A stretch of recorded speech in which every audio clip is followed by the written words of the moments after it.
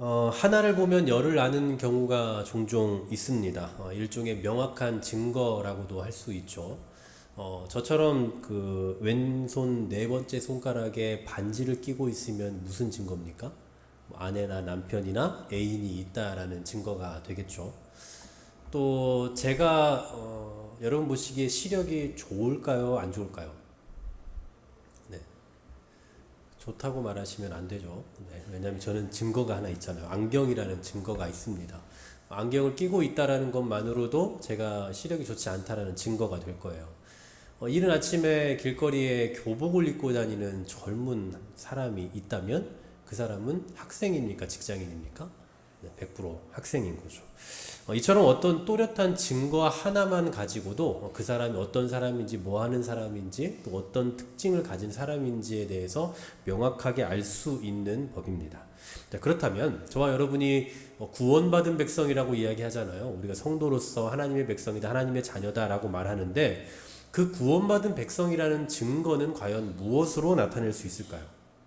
혹시 뭐 십자가 목걸이나 십자가 귀걸이 이런 거 하고 다니면 구원받은 자라는 증거가 될 수 있을까요?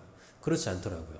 믿지 않는 사람들, 무신론자들도 십자가로 된 액세서리를 하고 다니는 걸 참 많이 봤습니다. 그러면 우리가 그리스도인이라고 쓰인 하나님의 백성, 하나님의 자녀라고 쓰인 명찰을 달고 다니지 않는 한 우리가 무엇으로 하나님의 백성이라는 것을 증명해낼 수 있겠습니까? 바로 오늘 본문에서 몇 가지 증표를 가르쳐주고 있는 거죠. 오늘 본문에 유독 반복적으로 등장하고 있는 표현이 있어요. 바로 거하다라는 표현입니다. 거한다라는 표현이에요. 자, 13절에 보시면 우리가 그 안에 거하고 그가 우리 안에 거하시는 줄 아느니라. 또 15절에 하나님이 그의 안에 거하시고 그도 하나님 안에 거하느니라. 16절 사랑 안에 거하는 자는 하나님 안에 거하고 하나님도 그의 안에 거하시느니라. 자, 계속해서 거한다라는 표현을 반복적으로 사용하는데 여기서 한 가지 특징이 뭐냐면 서로 교차하면서 표현하고 있다는 거예요. 교차적으로. 이게 무슨 이야기냐면 하나님이 우리 안에 거하신다 해서 끝나는 게 아니라 동시에 우리도 하나님 안에 거한다 라고 표현을 해요. 또 반대로 우리가 하나님 안에 거한다 라고 표현하면 그 뒤에 반드시 하나님도 우리 안에 거하신다 라고 그렇게 연달아서 표현을 하고 있다는 거죠. 이처럼 하나님과 우리의 관계를 상호 내주하는 관계, 서로 간에 거하는 관계로 표현하고 있는 이유가 뭐냐 하면 하나님과 우리의 관계가 일방적인 관계가 아니다라는 거예요. 그러니까 하나님만 우리 안에 거하고 우린 딴 데가 있는 게 아니고 우리만 하나님 안에 거하고 하나님은 우리 쳐다보지 않는 것이 아니라 하나님과 우리가 동일하게 함께 서로 안에 거하며 내주하고 있는 관계가 분명하다라는 것을 또렷이 증거해 내려고 하는 겁니다. 자, 그렇다면 무엇으로 이 사실을 확증할 수 있을까요? 그러니까 우리가 하나님 안에 거하고 하나님이 우리 안에 거하신다는 사실을 우리가 무엇으로 확증할 수 있냐? 세 가지로 오늘 본문을 말씀하고 있어요. 13절에 보시면 그의 성령을 우리에게 주심으로 우리가 그 안에 거하고 그가 우리 안에 거하시는 줄을 아느니라. 자, 성령님이 우리 안에 거하신다면 그건 의심할 여지 없이 하나님의 백성인 게 확실하다. 첫 번째 증표입니다. 두 번째 증표 15절에 보십시오. 누구든지 예수를 하나님의 아들이라 시인하면 하나님이 그의 안에 거하시고 그도 하나님 안에 거하느니라. 자, 예수님을 하나님의 아들이라고 시인한다면 그것도 역시나 의심할 여지 없이 하나님의 백성이라는 것이 분명하다라는 거예요. 또 세 번째입니다. 16절에 보시면 하나님이 우리를 사랑하시는 사랑을 우리가 알고 믿었노니 하나님은 사랑이시라. 사랑 안에 거하는 자는 하나님 안에 거하고 하나님도 그의 안에 거하시느니라. 자, 우리를 사랑하시는 하나님의 사랑 안에 거하는 자는 어김없이 하나님의 백성인 게 확실하다 이 얘기입니다. 자, 세 가지를 제가 말씀을 드렸어요. 근데 여러분들 세 가지를 들으면서 뭔가 막 마음에 확 와닿고 뭐 그런 게 있습니까? 네, 그런 게 없을 거예요. 왜냐하면 저도 그랬거든요. 도대체 어쩌라는 건가? 너무나 추상적이다라는 느낌이 드는 거죠. 보십시오. 하나님의 사랑 안에 거한다? 우리 이런 표현 자주 하잖아요. 하나님의 사랑 안에 거하게 하옵소서. 또 찬양 중에도 이런 가사들이 얼마나 많습니까? 하나님의 사랑 안에 거한다. 도대체 하나님의 사랑 안에 거하는 게 어떤 모습일까요? 한번 그림으로 그려보라면 그게 뭐 어떻게 그려질 수 있는 그림인가요? 그것도 아니에요. 뿐만 아니라 성령님이 우리 안에 거하신다? 이거 뭘로 증명합니까? 성령님이 우리 안에 거하시면 뭔가 막 눈빛 색깔이 다르거나 뭐 머리색이 막 달라진다거나 뭔가 또렷한 증거가 있어야 되는데 그런 것도 없잖아요. 그러니 성령님이 우리 안에 거하시고 있다는 것을 우리가 무엇으로 확증할 수 있겠냐, 뭘로 증명할 수 있겠냐라는 거예요. 또 예수를 하나님의 아들이라 시인하면 하나님의 백성이라는데, 그러면 그냥 뭐 제멋대로 살다가 그냥 말로만 예수님은 하나님의 아들입니다 이렇게 말만 한마디 하면 그럼 그 사람은 하나님의 백성이 되는 건가요? 그런 것도 아닐 거예요. 그러니까 세 가지 증표를 말씀해 주고 있는데, 이 세 가지 증표를 우리가 또렷하게 확인해 볼 길이 없다라는 사실이죠. 근데 바로 이 애매모호함을 해소해 줄 수 있는 소스가 오늘 12절 말씀에 기록이 되어 있습니다. 자, 12절 같이 한번 읽어볼게요. 시작. 어느 때나 하나님을 본 사람이 없으되 만일 우리가 서로 사랑하면 하나님이 우리 안에 거하시고 그의 사랑이 우리 안에 온전히 이루어지느니라. 아멘.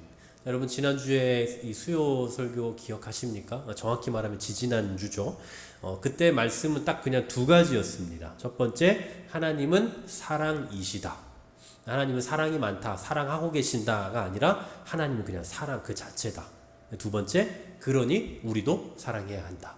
이게 그 지지난주의 말씀의 핵심이었어요. 여러분, 이런 말씀을 하고 있는데 문제는 뭐냐? 하나님은 사랑이라고 말하는데 그 사랑이신 하나님이 우리 눈에 보이질 않는다라는 거예요. 우리 눈에 보이지 않는 그 하나님을 우리가 어떻게 사랑이라고 말할 수 있고, 그분의 사랑을 우리가 닮아야 되는데 그분의 사랑이 우리 눈에 보이질 않는데 도대체 어떻게 그걸 본받아 사랑할 수 있냐? 거기에 대한 대답이 이 12절 말씀인 거예요. 자, 12절에서 뭐라고 말씀하는 겁니까? 본 적도 없고 볼 수도 없는 하나님을 우리가 알고 느끼고 깨닫게 될 때가 있다라고 말씀해요. 다시 말해서 앞서서 말씀드린 세 가지 증표 말씀드렸잖아요. 너무나도 불분명한, 눈에 보이지 않는, 또렷하게 드러나지 않는 이 세 가지 증표를 확인할 때가 있다. 그때가 언제냐? 바로 우리가 서로 사랑하면. 우리가 서로 사랑하면. 결국 또 사랑으로 귀결되고 있습니다. 우리가 서로 사랑할 때 비록 하나님이 우리 눈에 가시적으로 보이지 않지만 그분을 느끼고 깨달을 수 있다는 거예요. 우리가 서로 사랑할 때에 하나님의 사랑이 어떠한지를 알게 되고 그 사랑 안에 거하게 된다라는 사실이에요. 결국 성령님이 우리 안에 거하신다는 사실, 그리고 내가 하나님 안에 거하고 있다는 사실을 무엇으로 확인해 볼 수 있느냐? 단 하나밖에 없다는 거예요. 내가 사랑하며 살아가는 그 삶을 통해서만 확인할 수 있다는 거죠. 다시 말하면 내가 사랑하면, 내가 사랑함으로써 그 사랑을 통해 하나님이 내 안에 거하고 계시다라는 것을 확인할 수 있다라는 얘기예요. 여러분, 보통 일반적으로요, 신앙인인지 아닌지를 확인할 수 있는 증표 중에 하나가 바로 세례죠. 세례. 이 세례를 받았으면 구원받았다, 이건 아니에요. 그러니까 세례를 받았다라는 것은 구원의 증표는 아닙니다. 그러니까 구원을 받았다라는 증거를 세례로 표현할 수 있는 건 아니지만, 그러나 적어도 세례를 받았다라는 것은 이 사람이 그리스도인이다, 교회를 다니고 있다, 뭐 어떤 그 마음적으로 아니면 내적으로 아주 열심을 다해서 뭐 섬기는, 이건 확인할 수 없지만 적어도 그 사람의 몸만큼은 이 교회를 다니고 있다, 이걸 확인해 볼 수 있겠죠. 그래서 기독교인을 채용하는 그 어떤 회사들에서도 이 사람이 기독교인인지를 증명할 수 있는 표로 세례 증명서를 요하는 거 아니겠습니까? 마찬가지로 이런 어떤 무언가를 증명해낼 수 있는 표가 있는 것과 같이, 우리가 사랑하는 삶을 통해서 우리가 어떤 사람이다라는 것을 증명해낼 수 있느냐 하면, 우리가 하나님 안에 거하고 있다는 사실, 그리고 하나님이 지금 내 안에 거하고 계시다라는 사실을 증명해낼 수 있는 표가 된다라는 거예요. 어떤 증명서처럼 나타나 있는 건 아니지만 거의 증명서와 비슷한 정도의 권위를 가진 것이 뭐냐라고 한다면, 내가 지금 사랑하는 삶을 통해 드러낼 수 있다라는 사실이죠. 반대로 내가 하나님 안에 거하고 하나님이 내 안에 거하고 있다라는 그 사실을 뭘로 표현할 수 있느냐라고 한다면, 그게 바로 사랑이다라고 말할 수 있다라는 거예요. 이처럼 사랑으로 인해 이루어지는 하나님과의 관계를 오늘 본문에서 한 가지 단어로 표현을 해주는데, 그 단어가 뭐냐면 온전함입니다. 온전함. 자, 12절 하반절에 보시면 그의 사랑이 우리 안에 온전히 이루어지느니라. 17절 상반절에 가보시면 이로써 사랑이 우리에게 온전히 이루어지는 것은, 여러분, 온전히, 온전하다, 이건 무슨 얘기입니까? 뭐 완벽하다, 뭐 이런 식의 의미로 생각할 수 있지만, 여기서 말하는 온전은 그 완벽하다라는 의미가 아니라 열매를 맺는 것을 말해요. 열매를 맺는다. 그러니까 우리가 사랑을 할 때에 비로소 하나님의 사랑이 우리 안에 온전히 거한다. 이 말은 곧 하나님의 사랑이 우리 안에서 열매를 맺게 된다고요. 우리 안에 열매를 맺는다고. 우리가 사랑하면 하나님의 우리를 향한 그 사랑이 우리 안에서 열매를 맺는다. 이 얘기입니다. 이때 어떤 유익이 있느냐. 아주 중요한 내용이에요. 이런 열매를 맺으면, 하나님의 사랑이 우리 안에서 열매를 맺으면 어떤 유익이 있느냐. 17절, 18절. 자, 같이 읽어봅니다. 시작. 이로써 사랑이 우리에게 온전히 이루어진 것은 우리로 심판날에 담대함을 가지게 하려 함이니 주께서 그러하심과 같이 우리도 이 세상에서 그러하니라. 사랑 안에 두려움이 없고 온전한 사랑이 두려움을 내쫓나니 두려움에는 형벌이 있음이라. 두려워하는 자는 사랑 안에서 온전히 이루지 못하였느니라. 아멘. 자, 심판날이 있어요. 심판날. 여러분, 심판날이 즐거울까요? 아니면 두려울까요? 당연히 두렵겠죠. 근데 여기서 뭐라고 말씀해요? 심판날 담대함을 갖게 된대요. 심판날 담대함을 갖게 된다. 요즘에는 좀 덜하지만 예전에는 이 불심검문 되게 많이 했잖아요. 불심검문, 좀 불량하게 생기거나 뭔가 조금 이렇게 그래 보이면 그냥 경찰이 지나가다가 불심검문 하고 그럴 때가 얼마나 많습니까? 뭐 저도 그런 피해를 상당히 많이 봤어요. 또 저도 뭐 그냥 가다가 그냥 갑자기 잡히고, 특히 이제 제가 회심하고 새벽 예배 다니는데도 새벽에 잡히고, 이런 새벽에 뭐 신분증 누가 갖고 다녀요. 막 그래서 잡힌 적도 있고 이러는데, 뭐 나쁜 짓을 해서 불량하게 살 때는 뭐 그냥 그렇다 치더라도 제가 성실하게 사는데도 한 번씩 그 경찰이 와서 어디 가냐고 물어보고 이렇게 신분증 달라고 이러면 굉장히 뭔가 모르게 좀 불쾌감이 아니라 그 두려움이 먼저 확 엄습해 오는 거예요. 그러니까 도둑이 재발 저린다고 잘못한 것이 있을 때는 두렵겠지만 뭐 잘못한 것이 없는데도 혹시 내가 뭐 잘못한 게 있었나? 뭐 막 한번 생각해보고 이럴 때가 참 많이 있었던 것 같아요. 근데 이제 시간이 지나면서는 뭐 지금 뭐 만약 경찰이 뭐 지나가도 전혀 그런 부담이 없습니다만, 하나님 앞에서 당당했던 아담과 하와도 이와 같았던 것을 보게 돼요. 보시죠. 하나님 앞에서 아담과 하와는 얼마나 가깝고 얼마나 편한 관계였겠습니까? 그런데 창세기 3장 10절에 보니까 내가 동산에서 하나님의 음성을 듣고 두려워하여 숨었나이다라고 얘기해요. 동산에서 하나님의 음성을 듣고 즐거워야 되는데 두려워서 숨었다라고 말해요. 왜 숨었습니까? 죄를 지었으니까요. 전에는 하나님의 음성이 너무나 따뜻한 음성이었고 하나님이 너무나 친절하신 분이고 너무나 좋은 분이었는데, 자신이 죄를 짓고 나니 하나님이 무서워지는 거예요. 죄를 지으면 그냥 경찰이 그냥 무서운 것과 동일한 거예요. 하지만 죄가 없으면 어떻습니까? 하나님 앞에서 두려울 게 하나도 없어요. 오히려 담대해지는 거죠.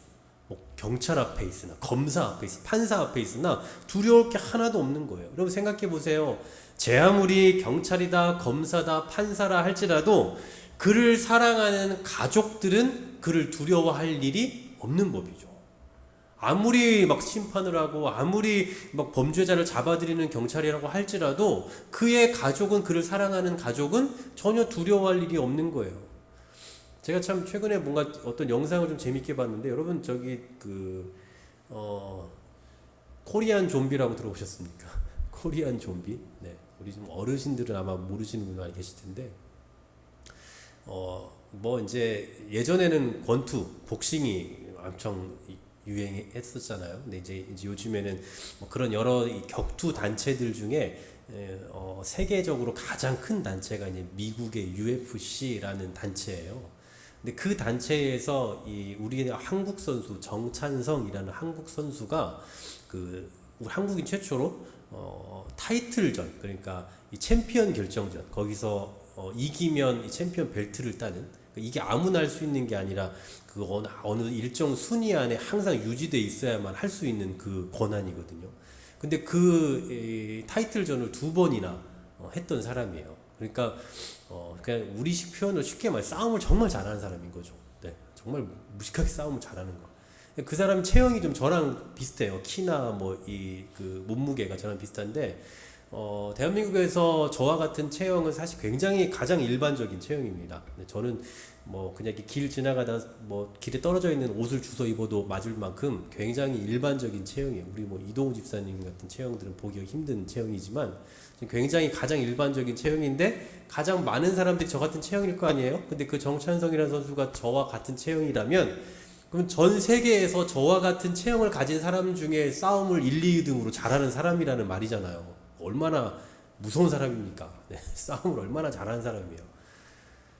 근데 이 사람이 그렇게 이제 지금은 뭐 은퇴를 했지만 이 사람이 그 어떤 이제 일상의 영상을 봤는데 자기 아내에게 정말 꼼짝을 못 하는 거예요. 자기 아내에게 정말 꼼짝을 못 해요. 네. 그냥 뭐 무서워서 벌벌 떨어요. 네. 자기 아내에게 용돈도 막 조금씩 하면서 제발 돈 좀만 더 주면 안 되냐고 막 이러고 그 돈을 많이 번 사람이 뭐 그러더라고요. 저도 말씀드렸잖아요. 저도 집에서 숨도 못 쉰다고요. 농담입니다. 네. 그러니까 아무리 힘이 있고 권력이 있고 사람들을 두려움에 떨게 할 만큼 그렇게 뭐 강한 능력을 가진 사람일지라도 그를 사랑하고 그가 사랑하는 가족은 전혀 두려워할 게 없는 거예요. 마찬가지입니다. 하나님을 사랑하고 하나님의 사랑 안에 온전히 거함으로 열매를 맺는 사람은요, 하나님의 어떤 심판하심 앞에서도 두려울 게 하나도 없어요. 그냥 그 심판하심이 있어도 그냥 늘 담대한 겁니다. 그 심판하심 앞에서 담대함을 갖는다고. 싸움을 세상에서 제일 잘하는 사람일지라도 그가 사랑하는 사람은 전혀 두려워할 필요가 없는 것과 같이 하나님의 두려운 심판이 우리 주변에서 계속해서 일어난다 할지라도 하나님을 사랑하는 사람들은 그 심판을 전혀 두려워하지 않아요. 그냥 그 앞에서 담대하게 된다라는 겁니다. 여러분 어떠십니까? 여러분 하나님의 심판 앞에서 담대할 수 있으시겠어요? 우리가 뭐 자연재해, 전염병 이런 거 앞에서는 꼼짝 못 하잖아요. 그런데 이런 것보다도 훨씬 두려운 하나님의 심판이 일어나는데 그 앞에서 아무렇지 않게 담대할 수 있다? 여러분 이거 엄청난 특권입니다. 어지간히 사랑받지 않는 사람이고는 불가능한 일이에요. 저희 둘째 지아는 아빠를 무시해요. 네, 뭐 딸들은 다 그렇잖아요. 딸들은 아빠를 아주 가장 우습게 봅니다. 왜냐면 혼내지도 않고 맨날 이렇게 예뻐해 주니까 그냥 아빠는 뭐 그냥 바본 줄 알아요. 그냥 아들은 안 그러죠. 아들은 자주 혼나니까. 근데 가끔 제가 얘가 정말 아빠를 만만하게 본다고 느낀 게 어떤 거냐면 제가 이제 아들을 혼낼 때 굉장히 분위기가 막 이제 일부러라도 제가 더 무섭게 만들 거 아니에요. 그러면 분위기가 굉장히 차가운데 그 와중에도 지 할 일을 다 해요.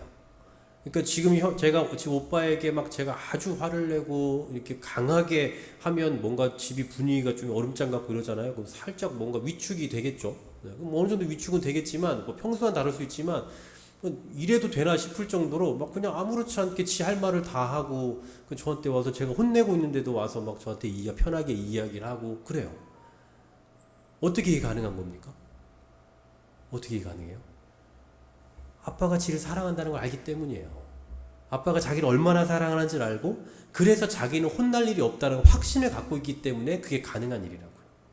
바로 이거와 마찬가지예요. 하나님의 두려우신 심판 앞에서 우리가 조금도 두려움이 없이 담대함을 가질 수 있는 그 요인이 뭐냐? 바로 하나님의 사랑이 우리 안에 거하고 우리가 하나님을 사랑하고 있다라는 이 사실로 확증할 수 있다는 거예요. 그리고 이러한 사실을 우리가 무엇으로 증명한다고요? 하나님의 사랑이 우리 안에 있고 우리가 하나님을 사랑한다라는 그 증거가 무엇으로 나타난다고요? 우리가 사랑할 때 드러난다고요. 바로 우리가 사랑을 행할 때 하나님의 두려우심 앞에서도 담대할 수 있을 만큼 하나님의 사랑을 받고 있는 존재라는 것이 증명된다라는 사실입니다. 우리가 지난주 7절부터 11절까지의 말씀을 통해서 우리는 사랑에 빚진 자들이라고 말씀을 드렸어요. 그러면서 그렇기 때문에 우리는 마땅히 사랑해야 된다라고 말씀을 드렸죠. 그에 이어서 오늘 본문에서 또 우리가 사랑해야 되는 그 이유에 대해서 뭐라고 말씀하는 겁니까?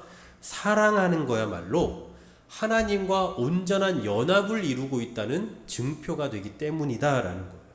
하나님이 내 안에 그리고 내가 하나님 안에 온전히 거하고 있다라는 그 서로 간에 그 상호 간에 열매를 맺고 있다라는 그 증거가 바로 사랑이기 때문에 그래서 우리는 사랑하지 않고는 배길 수 없다라는 사실이에요. 반대로 말해서 우리가 하나님을 사랑하지 않는 삶을 살아간다면 그것은 곧 하나님과 우리의 관계 가운데서 온전하지 못한 상태라는 거 되는 거죠. 그러니까 우리는 예배도 예배대로 잘 드리고 신앙생활도 나름 잘하고 헌신과 수고도 열심히 하지만 사랑이라는 것이 확 결여가 되어 있다면 이것은 하나님과 우리의 관계 속에서 그 온전함이 없는 뭔가 지금 결함이 있는 상태임을 보여주는 거다. 드러내는 거다. 이 얘기예요. 그러므로 우리가 그리스도인으로서 사랑해야 되는 이유는 너무나도 명확한 겁니다.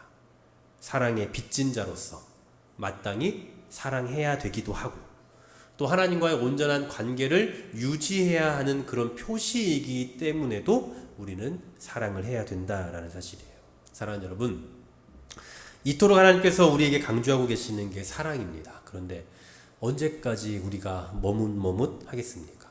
아직도 용서할 수 없는 사람이 있고 아직도 사랑할 수 없는 사람이 우리 주변에 얼마나 많이 있습니까? 또 그래서 얼마나 고민하고 계십니까? 더 이상 핑계와 이유를 대지 않고 하나님께서 요한을 통해서 이 요한 일서를 통해서 우리에게 지속적으로 계속해서 사랑해야 하는 이유에 대해서 말씀하고 있는 만큼 진정한 사랑을 좀 결단할 수 있었으면 참 좋겠습니다. 저는 솔직히 오늘 이 말씀을 듣고 여러분이 이런 생각을 가졌으면 좋겠어요. 오늘 교회 괜히 왔다. 오늘 설교 괜히 들었다. 안 들었으면 사랑을 좀 덜 해도 되는데 들었으니 이거는 안 할 수도 없고 이제 빼도 박도 못하고 괜히 들었다. 이렇게 생각하실 만큼 사랑에 대한 부담을 가졌으면 좋겠어요. 제가 늘 말씀드리지만 저도 이 요한일서를 계속해서 연구하고 나누면서 저 스스로도 일단 제 안에 있는 사랑의 모습들, 제가 사랑하지 못하는 이들에 대한 사랑을 어떻게 표현해야 할까 저도 계속해서 고민하고 있습니다만 여러분도 좀 그런 부담이 되었으면 좋겠습니다. 이 말씀이 그냥 늘 들었던 말씀, 또 요한일서 또 오늘도 사랑이네 이게 아니라 그냥 한쪽 귀로 듣고 흘려버리는 그런 이야기가 되는 게 아니라 오늘 괜히 들었다. 오늘 또 하나님이 또 나에게 또 이 말씀을 하시네. 진짜 이제는 안 하고는 배길 수가 없으니 어떡하지? 라는 그런 거룩한 부담, 그런 부담감을 좀 가지고 나아갔으면 참 좋겠다라는 거예요. 부디 우리 한길교회는 사랑의 부담을 안았으면 좋겠습니다. 사랑의 부담. 여러분 우리가 아까 우리 권사님께서도 기도하시면서 새가족에 대한 말씀하셨습니다만 우리가 새가족을 사랑해야 되는 이유는 참 너무나 명확해요. 우리 교회 왔으니까 그냥 정착할 수 있게 사랑해 이런 것도 당연히 필요하지만 우리가 먼저 한길교회에 와서 우리가 여기에서 받은 사랑들이 있잖아요. 우리가 여기서 누리고 있는 사랑도 있고요. 그러면 그 사랑을 이제 새로 온 사람들에게 그걸 경험해 보지 못한 사람들 또 제가 이렇게 새가족이든 누구든 이렇게 만나보면 정말 이 사랑에 대한 결핍을 경험하는 분들이 참 많거든요. 이 시대 가운데 특히나 교회 안에서 우리 교회에 대한 여러 가지 메리트를 말하는 분들 가운데 그런 말을 제가 여러 번 들었는데 새가족 가운데서도 큰 교회에 가면은 신경도 안 쓰는데 우리는 좀 가족과 같은 느낌도 있고 이런 이야기들을 제가 좀 많이 들어봤는데 그런 게 바로 이 사랑에 대한 결핍 아닐까요? 사랑을 느껴보지 못했으니 교회 안에 사랑을 느껴보지 못했는데 한길교회는 뭔가 사랑이 있어 보인다 이런 거잖아요. 그러니까 우리가 정말 먼저 받은 사랑 그리고 우리가 우리 교회를 통해서 누리게 된 그 사랑을 이제는 누군가에게 드러내고 전달하고 나타내야 할 필요가 있다라는 사실이죠. 우리가 먼저 받은 사랑, 우리가 누리고 있는 그 사랑, 그것을 우리 새가족뿐만 아니라 여러분 주변의 가족, 친척, 이웃들 또 여러분 친구, 또 여러분 동료들 가운데 정말 사랑하지 못하고 있는 그 사람들이 누구인지를 다시 한번 생각하며 사랑하기를 결단하는 이 밤 되시기를 주님의 이름으로 간절히 소망합니다.